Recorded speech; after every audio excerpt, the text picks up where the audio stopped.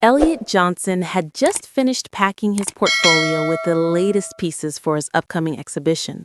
The subway train's low hum was the only sound that accompanied his thoughts, mingling with the rush of anticipation. He could feel the weight of the sketches, paintings, and creative dreams he was carrying. His heart raced faster than the train, but he breathed in deeply, focusing as his mother's message pinged on his phone. Proud of you. Remember, deep breaths. You've got this. The doors slid open, and the city outside blurred with the rhythmic motion of the train. Elliot's phone vibrated again. Gallery appointment at 5:30. You've got time. He smiled at the familiar words. His mother had been his anchor, his steady voice in a world that often felt like a whirlwind.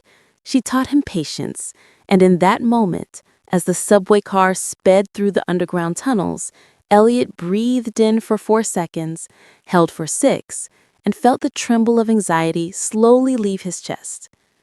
The train passed beneath the streets, flickering lights above his head. He glanced at his art portfolio, making sure the pieces inside were untouched, safe. His mother's voice echoed in his head, guiding him. Trust the process. You're enough.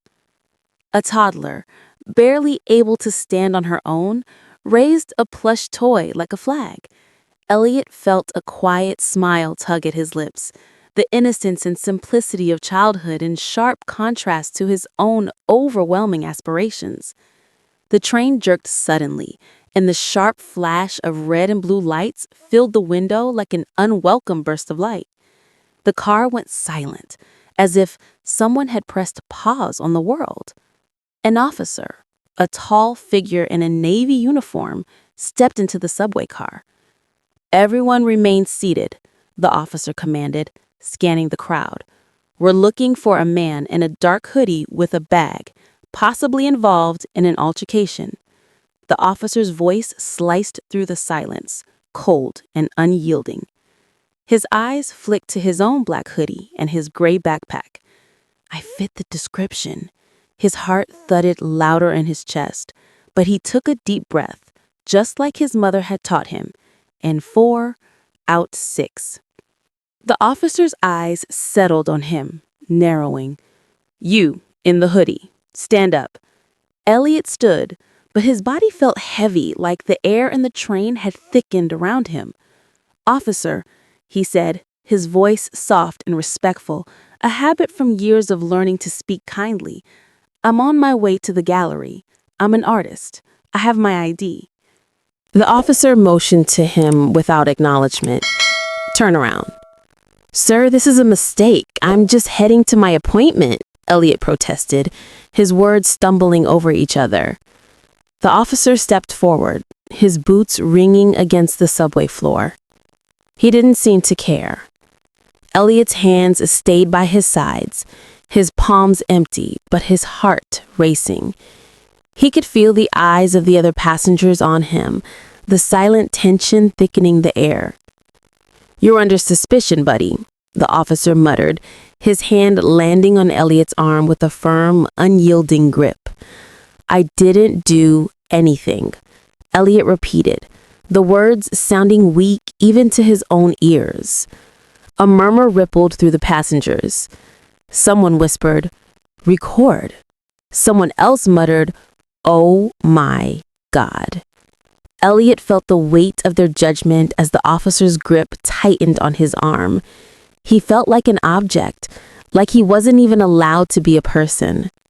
Please, my portfolio, Elliot began, but the officer tugged him hard, dragging him toward the subway doors. The metallic sound of his case clanging against the subway floor was deafening. It felt like a physical crack inside him. Something that had been holding together, now shattered. Sir, please, he begged again, trying to reach for his portfolio. It wasn't just art, it was his future. The officer didn't care. He shoved Elliot down the subway steps, his knees scraping painfully against the cold concrete. His body felt like it had become weightless, yet so heavy at the same time. Outside, the world was different. Brighter, meaner. Cars honked. The hustle of the city continued, but everything was out of focus now. The officer spun him around, shoving him against the subway pillar. Elliot put his hands out instinctively, but they were empty. "What's your name?" the officer asked, his voice now with an edge of curiosity. "Elliot Johnson," he replied, his breath quickening. The officer didn't respond right away. Elliot noticed the officer's reluctance to look at him. He felt exposed, vulnerable. "Where were you at 4:30?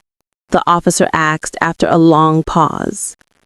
"I was on the subway," Elliot said, his voice steady despite everything. He wanted them to check the cameras to see what he had done. Nothing. This wasn't supposed to happen. The officer gave him a hard look. "Stay calm," the younger officer muttered into his radio. "We've got a mix-up here." Elliot stood there, surrounded by people staring, but no one intervened. His heart thudded in his chest, the overwhelming heat of humiliation threatening to burn him from the inside out. A voice crackled over the officer's radio. "Elliot Johnson," it said, "a gallery artist headed to an exhibition at 5:30. The officer's eyes widened slightly. "My mistake," the younger officer said. "Looks like he's on his way to an art appointment." Elliot could barely breathe. His mind reeled from the rush of adrenaline, but he knew it wasn't over yet. "Don't worry, son," the officer finally said, thrusting the portfolio back into Elliot's hands with an air of dismissal. "Stay out of trouble." The train doors closed behind Elliot, and he finally stepped back onto the subway car. The passengers had gone silent. The toddler, no longer crying, was eyeing him curiously.